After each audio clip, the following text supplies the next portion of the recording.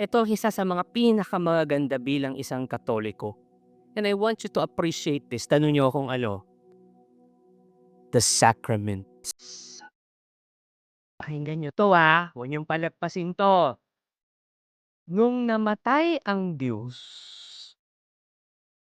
naligtas tayo, nagkaroon ng grasya.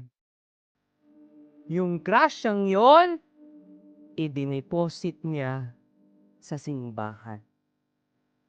At para makakuha ka ng grasya, maka-withdraw ka ng grasya sa simbahan, sa bank na yon, ang gagawin mo,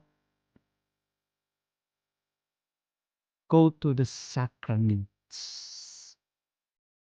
Nagkamali ka! Pinalaya ka na! Nagkamali ka! Pakulong ka ulit! Anong gagawin mo? Withdraw pa ng grasya. Saan? Sa simbahan.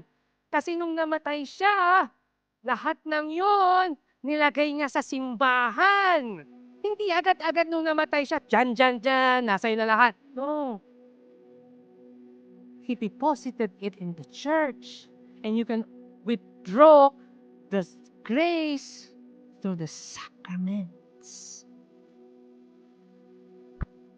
Confession, Mass, baptism, confirmation. Doon ka kukuha ng grasya para mapalaya ka muli. Habang hinihintay mo yung fully redemption mo. Am I making sense?